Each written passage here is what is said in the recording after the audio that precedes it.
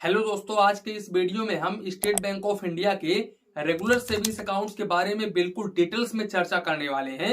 अब देखो, यहाँ पर मैंने रेगुलर सेविंग्स अकाउंट बोला है तो काफी सारे लोग कंफ्यूज हो गए होंगे कि भाई ये रेगुलर सेविंग्स अकाउंट होता क्या है। तो देखो, आप जब भी स्टेट बैंक ऑफ इंडिया के किसी भी ब्रांच में जाते हो अपना सेविंग्स अकाउंट ओपन करवाने के लिए, तो बेसिकली आपको यही सेविंग्स अकाउंट ओपन करके दिया जाता है।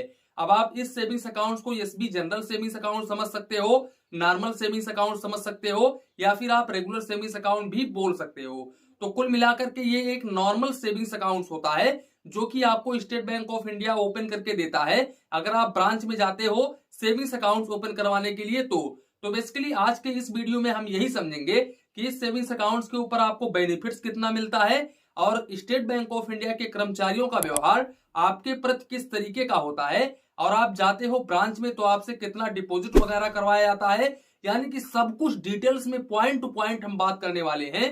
तो वीडियो स्टार्ट करते हैं। दोस्तों, सबसे पहले अगर हम बात करें स्टेट बैंक ऑफ इंडिया की, तो state bank of India India का सबसे बड़ा लार्जेस्ट पब्लिक सेक्टर बैंक है। यानी कि ये गवर्नमेंट बैंक है और सबसे बड़ा बैंक है। और यहां पर भाई इनके ब्रांचेस आपको लगभग हर एक सिटीज में देखने को मिल ही जाएंगे और इनके एटीएम्स भी लगभग हर एक जगह ही देखने को मिल ही जाता है। दूसरी बात, state bank of India DICGC से इंश्योर होता है। डीआईसीजीसी जो कि आरबीआई की एक सब्सिडी बॉडी है जिसके अंतर्गत आपका 5 लाख रुपए तक का अमाउंट बिल्कुल सुरक्षित होता है।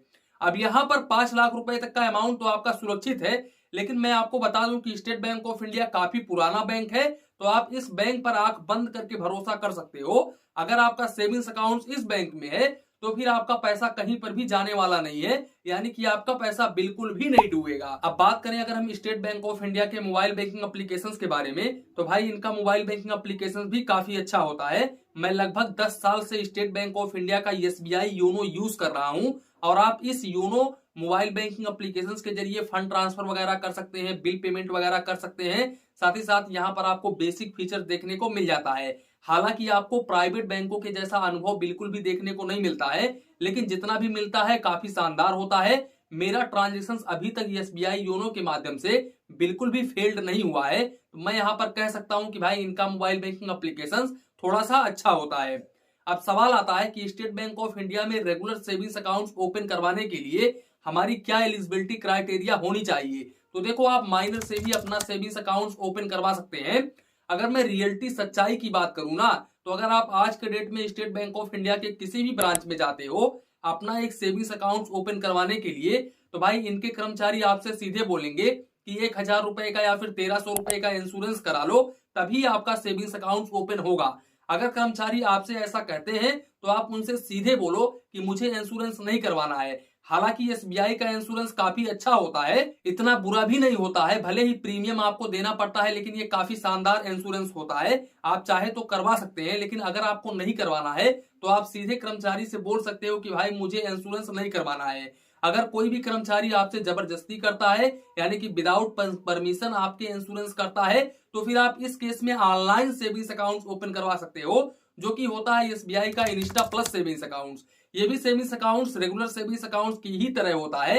यहाँ पर सेम आपको फीचर्स देखने को मिलता है, कुछ भी डिफरेंसेस नहीं होता है। और इंस्टा प्लस सेविंग्स अकाउंट्स की खास बात यह है कि यहाँ पर एटीएम कार्ड के ऊपर आपको एनुअल मेंटेनेंस चार्जेस बिल्कुल भी नहीं देना पड़ता है। यहाँ पर एसबीआई ने क्लियरली मेंशन किया हुआ है।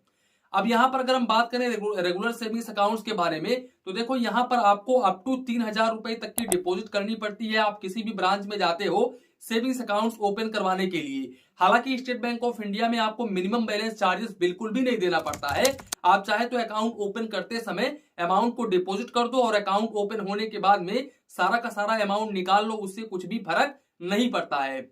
साथ ही साथ मैं आपको बता दूं कि state bank of India savings accounts के ऊपर आपको 2.50% पर एनम का रेट ऑफ इंटरेस्ट देखने को मिल जाता है, और ये इंटरेस्ट रेट आपके अकाउंट में क्वार्टरली वाइज क्रेडिट होता है। सबसे अच्छी बात यह है कि स्टेट बैंक ऑफ इंडिया आपको 10 पेज का चेकबुक पर फाइनेंशियल ईयर बिल्कुल फ्री ऑफ कॉस्ट में ऑफर करता है।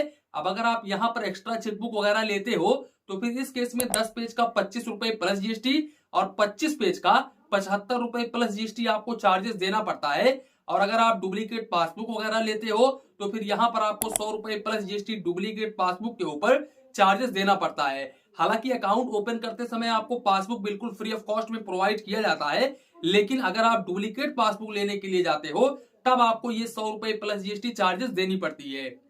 बात करें अगर हम एसएमएस अलर्ट के बारे में, तो भाई स्टेट बैंक ऑफ इंडिया में एसएमएस अलर्ट बिल्कुल फ्री ऑफ कॉस्ट है। और जैसे इनका SMS alert free of cost है ना, वैसे इनका एसएमएस भी आता है। भाई किसी किसी के भाई के मोबाइल में एसएमएस आता ही नहीं है, तो ये सबसे बड़ा डिसएडवांटेज है स्टेट बैंक ऑफ इंडिया का। इसके अलावा state bank of India savings accounts के ऊपर क्लासिक वेरिएंट का डेबिट कार्ड ऑफर करता है, जो कि इंटरनेशनल ग्लोबल डेबिट कार्ड होता है। और भाई इस डेबिट कार्ड से आप 40,000 रुपए पर डे निकाल सकते हो और 75,000 रुपए तक ऑनलाइन ट्रांजेक्शन कर सकते हो। इस डेबिट कार्ड के ऊपर एनुअल मेंटेनेंस चार्जेस आपको 200 रुपए प्लस जीएसटी देना पड़ता है। और इस डेबिट कार्ड से इनके ओन बैंक के एटीएम से एक महीने में 10 ट्रांजेक्शन कर सकते हो बिल्कुल फ्री ऑफ कॉस्ट में। अब अगर आप इस लिमिट को क्रॉस करते हो तो फिर इस केस में आपको यहाँ पर 15 रुपए plus GST per transaction charges देना पड़ता है। हालांकि नॉन फाइनेंशियल ट्रांजेक्शन अगर आप एसबीआई एटीएम से एसबीआई एटीएम के मशीन से ही करते हो तो फिर आपको कोई भी चार्जेस नहीं देना पड़ता है, यानी कि नॉन फाइनेंशियल ट्रांजेक्शन बिल्कुल फ्री ऑफ कॉस्ट है। वहीं पर अगर आप एसबीआई एटीएम से किसी दूसरे बैंक के एटीएम से ट्रांजेक्शन वगैरह करते हो तो फिर इस केस में आप एक महीने में 5 फाइनेंशियल और नॉन फाइनेंशियल ट्रांजेक्शन कर सकते हो। अब अगर आप इस लिमिट को क्रॉस करते हो तो फिर इस केस में फाइनेंशियल ट्रांजेक्शन पर 23 रुपए प्लस जीएसटी और नॉन फाइनेंशियल ट्रांजेक्शन के ऊपर 11 रुपए plus GST per transaction charges देना पड़ता है। बाकी बात करें अगर हम कैश हैंडलिंग ट्रांजेक्शन के बारे में, यानी कि कैश डिपॉजिट के बारे में, तो आप चाहे तो इनके होम ब्रांच के जरिए कैश डिपॉजिट करो, चाहे तो आप नॉन बेस ब्रांच के जरिए कैश डिपॉजिट करो। आप एक महीने में 3 बार कैश डिपॉजिट बिल्कुल फ्री ऑफ कॉस्ट में कर सकते हो। अब अगर आप इस लिमिट को क्रॉस करते हो तो फिर इस केस में आपको 50 रुपए plus GST per transaction charges देना पड़ता है। वहीं पर आप सीडीएम मशीन के जरिए भी आप ट्रांजेक्शन कर सकते हो बिल्कुल फ्री ऑफ कॉस्ट में, वो भी ट्रांजेक्शन इस ट्रांजेक्शन में इंक्लूडेड है। मैं आपको बता दूं कि भाई 10 बजे से सुबह 10 बजे से 4 बजे के बीच में अगर आप सीडीएम मशीन के जरिए ट्रांजेक्शन वगैरह करते हो तो फिर इस केस में आपको कोई भी चार्जेस नहीं देना पड़ता है। लेकिन अगर आप 10 बजे के सुबह 10 बजे के पहले और शाम 4 बजे के बाद में डिपॉजिट करते हो तो फिर इस केस में आपको 40 रुपए plus GST per transaction charges देना पड़ता है, यानी कि जितने बार आप डिपॉजिट करते हो उतने बार आपका 40 रुपए प्लस जीएसटी डेबिट होता है। तो फिर आप इस बात का आप जरूर ध्यान रखें। बाकी अगर हम विड्रॉवल को लेकर के बात करें कि आप कितने रुपए निकाल सकते हो, तो ये डिपेंड करता है कि आप अपने अकाउंट में कितना एवरेज मंथली बैलेंस मेंटेन कर रहे हो। सपोज दैट अगर आप अप टू 25,000 रुपए तक एवरेज मंथली बैलेंस मेंटेन करते हो या फिर कुछ भी मिनिमम बैलेंस मेंटेन नहीं करते हो तो फिर इस केस में आप 2 बार विड्रॉवल कर सकते हो मंथली बिल्कुल फ्री ऑफ कॉस्ट में, यानी कि 2 बार पैसे निकाल सकते हो। अब अगर आप इस लिमिट को क्रॉस करते हो तो फिर इस केस में आपको 50 रुपए plus GST per transaction charges देना पड़ता है। वहीं पर अगर आप 25,000 रुपए से लेकर के 50,000 रुपए तक एवरेज मंथली बैलेंस मेंटेन करते हो तो फिर आप 10 बार निकाल सकते हो। और अगर आप 50 बार से लेकर के 50,000 से लेकर के 1 लाख रुपए तक एवरेज मंथली बैलेंस मेंटेन करते हो तो फिर आप 15 बार निकाल सकते हो। और अगर आप 1 लाख रुपए से अधिक मिनिमम बैलेंस मेंटेन करते हो तो फिर इस केस में आप अनलिमिटेड ट्रांजेक्शन कर सकते हो, यानी कि आप जितने बार चाहे उतने बार पैसे निकाल सकते हो।